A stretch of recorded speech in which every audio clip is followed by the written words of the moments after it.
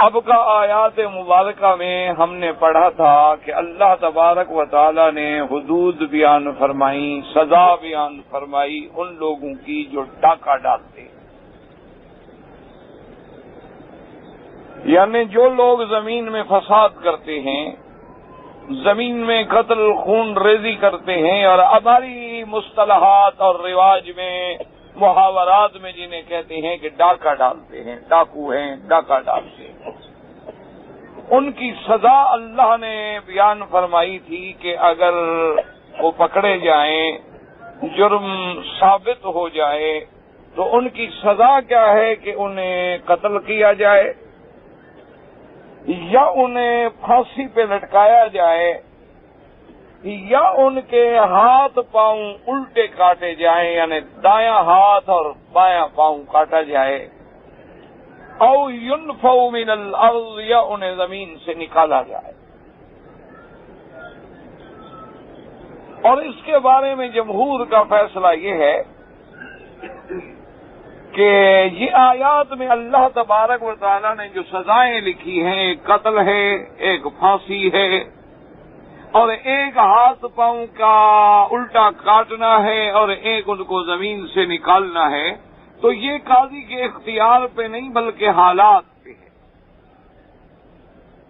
کہ جیسے جیسے حالات ہوں گے قاضی اسی طرح کی سزا جاری کریں گے۔ یعنی کیا مانا؟ ایک آدمی نے ڈاکہ ڈالا، اس نے قتل بھی کیا ہے اور مال بھی لوٹا ہے، یا اس نے صرف قتل کیا ہے، یا اس نے ڈاکہ ڈالا ہے قتل کوئی نہیں کیا، صرف مال لوٹا ہے، یا انہوں نے ڈاکہ تو ڈالا ہے لیکن کوئی زیادہ نقصان نہیں پہنچا سکے۔ تو اب حالات جیسے جیسے ہوں گے، قاضی وقت جو ہوگا، امیر المومنین جو ہوگا، خلیفۃ المسلمین جسے مقرر کریں گے، جسے حاکم بنائیں گے، وہ فیصلہ کرے گا کہ اگر انہوں نے ڈاکے میں صرف قتل کیا ہے تو قتل کیا جائے۔ لیکن یہاں اللہ تبارک و تعالی نے تشدید کے ساتھ فرمایا ان یقتلوا، تو تشدید جب آ جائے تو یہ قاعدہ ہے، یہ اصول ہے کہ جتنا حرف بڑھیں گے اتنی معنی میں شدت پیدا ہوگی۔ ایک ہوتا ہے کسی کو مثلاً آپ کہیں کہ فلاں آدمی قتل، قتل ہو گیا، ایک ہوتا ہے قتلا، کیا مانا کہ صرف قتل نہیں ہوا بلکہ اس کو ٹکڑے ٹکڑے کیا گیا۔ اس لیے اللہ تبارک و تعالیٰ نے یہاں یہ لفظ استعمال فرمایا ہے، یہ نہیں کہ ان کو قتل کرو بلکہ فرمایا یقتلوا۔ تو اس کا مطلب یہ ہوا کہ اگر ڈاکے میں مثلا 10 آدمی ہیں، 15 آدمی ہیں، لیکن آخر بندوق یا گولی تو ایک نے چلائی ہوگی، لیکن جب جرم ثابت ہو جائے تو سب کو سزائے قتل دو، یہ نہیں کہ باقی کو معاف کر دو۔ اسی لیے سیدنا امیر المؤمنین عمر بن الخطاب رضی اللہ تعالیٰ عنہ فرماتے تھے کہ اگر ایک بستی والے بھی مل کر کوئی جرم کریں، یعنی بستی میں تو اب سینکڑوں آدمی ہوتے ہیں، لیکن اگر وہ سارے شریک جرم بن جائیں، کسی نے مشورہ کیا ہے، کسی نے ساتھ دیا ہے، کسی نے اسلحہ فراہم کیا ہے، کسی نے ان کی مدد کی ہے، تو فرمایا ان سب کو قتل کیا جائے گا۔ اسلام کی سزائیں کوئی بچوں کا کھیل نہیں ہوتا، اسلام کی سزائیں کوئی انگریزی قانون نہیں ہوتا کہ بڑے آدمی کو چھوڑ دے اور غریب کو سزا دے دے۔ اسلام کا قانون کوئی موم کی ناک نہیں ہوتی کہ جدھر چاہو موڑ دو، اچھا وکیل آ جائے تو قاتل کو بے گناہ ثابت کر دے اور بے گناہ کو قاتل ثابت کر دے۔ اسلام ان لغو چیزوں کا سہارا نہیں لیتا۔ اسلام نے جو حدود معین کیے ہیں ان کا مقصد یہ ہے کہ سزا تو کم سے کم ملے دنیا میں، لیکن جب ملے تو وہ عبرت کا نمونہ بن جائے اور کوئی آئندہ جرم کرنے کی جرت نہ کر سکے۔ اس لیے اسلام یہ کہتا ہے کہ اگر وہ ڈاکو 10 ہیں، 12 ہیں، 15 ہیں، 20 ہیں، جماعت ہے، گینگ ہے، ان کا ایک گروپ ہے، تو سب کو قتل کر دو۔ اور اگر انہوں نے قتل بھی کیا ہے اور مال بھی لوٹا ہے تو حکم ہے کہ ان کو پھانسی پہ لٹکا دو، اور اسی حالت میں کہ وہ درختوں سے لٹکے ہوئے ہوں اور ان کے پیٹ چاک کر دیے جائیں اور اسی طرح تڑپتے تڑپتے مر جائیں۔ پھانسی دینے کا معنی یہ نہیں ہوتا کہ صرف ان کو رسے سے ڈال کے لٹکا دو اور زندہ کھڑے رہیں، بلکہ بعض مفسرین کرام یہ فرماتے ہیں کہ انہیں قتل کرنے کے بعد بھی لٹکا دیا جائے، یعنی قتل کریں اور پھر انہیں پھانسی پہ لٹکا دیں تاکہ وہ عبرت بن کے کھڑے رہیں اور 3 دن تک ان کی لاشیں جو ہیں وہ لٹکتی رہیں۔ اب اگر انہوں نے ڈاکہ مارا ہے، قتل نہیں کیا، قتل نہیں کر سکے، وہ صرف انہوں نے مال لوٹ لیا اور بھاگ گئے، جیسے عام طور پر کتا الطریق ہمارے ہاں اللہ معاف فرمائے سڑکوں پہ کھڑے ہو جاتے ہیں، بسیں روک لیتے ہیں، گن پوائنٹ پہ سب کچھ لوٹ لیتے ہیں، یہ چوری نہیں، یہ ڈاکہ ہے۔ تو ان کی سزا یہ ہے کہ ان کا ایک داہنا ہاتھ یا بایاں پاؤں کاٹ دیا جائے۔ اب جب ایک ہاتھ اور ایک پاؤں کٹ جائے تو گویا کہ وہ ختم ہو گیا۔ اسلام کی سزا کوئی ایسے معمولی سزا نہیں ہوتی۔ اور اگر انہوں نے حملہ کیا ہے، ڈرایا ہے، لیکن کامیاب نہیں ہو سکے، جیسے عام طور پہ وہ گاڑیاں روکتے ہیں، پیچھے کوئی دیکھا کہ پولیس موبائل آ رہی ہے، ایک بار چھوڑ کے بھاگ گئے، یا ویسے کوئی ایسا خطرہ محسوس ہوا چھوڑ کے چلے گئے، نہ لوٹ سکے، نہ مارا، نہ قتل کیا، تو اسلام کہتا ہے چونکہ انہوں نے اتنا بڑا جرم کیا ہے کہ ان کو اس یعنی آپ کی علاقے میں، اس شہر میں، ملک میں رہنے کا بھی حق نہیں، انہیں ملک بدر کر کے سزا دو۔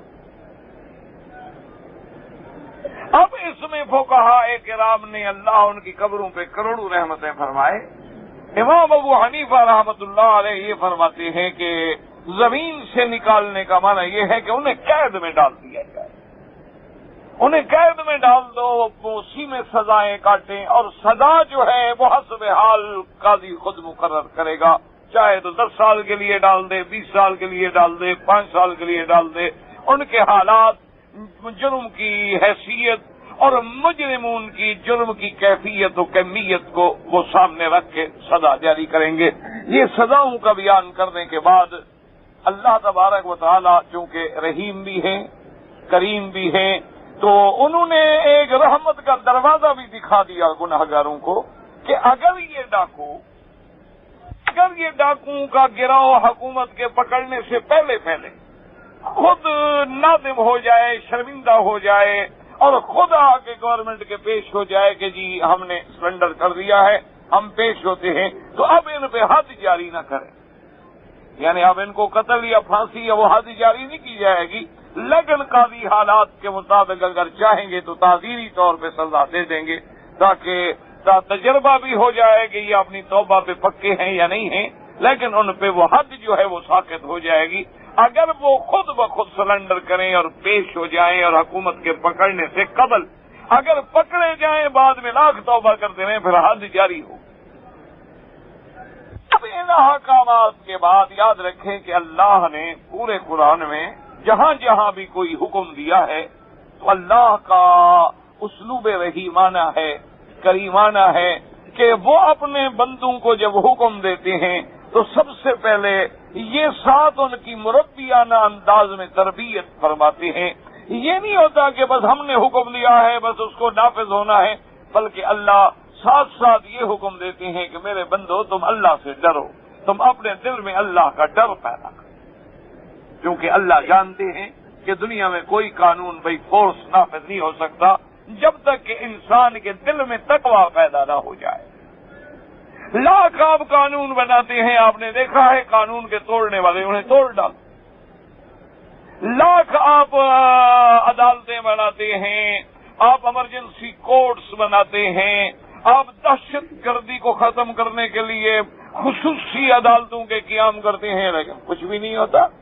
کیونکہ عقل عیار ہے، 100 بھیس بنا لیتی ہے۔ وہ جناب کبھی گواہ نہیں آ رہا، کبھی مدعی نہیں آ رہا، کبھی گواہ کو ڈرا دیا گیا، کبھی خود فیصلہ کرنے والے کو ڈرا دیا گیا، اب 6 مہینے، سال 2 سال تک وہ قانون میں فیصلے لٹکے ہوئے، اتنے میں کچھ حکومتیں بدل گئیں، کچھ نظام بدل گئے، لوگ چھوٹ گئے، فیصلہ کوئی نہیں ہوتا۔ اس لیے اللہ فرماتا ہے کہ نہیں، قانون پہ عمل کرنے کے لیے سب سے پہلی چیز یہ ہے کہ میرے بندوں میں اللہ کا خوف پیدا کرو۔ جب اللہ کا خوف پیدا ہو جائے تو بندہ جرم کرتا ہی۔ اسی لیے ان آیات میں بھی ہماری تربیت کی گئی، فرمایا گیا یا ایھا الذین آمنوا اتقوا اللہ، ایمان والو اللہ سے ڈرو۔ ایمان سے کہیں اگر دل میں اللہ کا ڈر ہو تو بھلا کوئی چوری کر سکتا ہے؟ دل میں اللہ کا ڈر ہو کہ میرا اللہ مجھے دیکھ رہا ہے تو آپ جرم کر سکتے ہیں۔ دل میں اللہ کا ڈر ہو کہ میں جو جرم کروں گا میرا مالک دیکھ رہا ہے، مجھے پکڑے گا، مجھے سزا دے گا، چاہے دنیا کی آنکھیں نہ دیکھ سکیں لیکن میرا رب مجھے دیکھ رہا ہے۔ جب آدمی کو یہ استحضار ہو جائے اور دل میں اللہ کی عظمت آ جائے تو پھر گناہ خود بخود نہیں ہوتا، پھر اس کے بدن سے گناہ کا تصور بھی نہیں ہو سکتا۔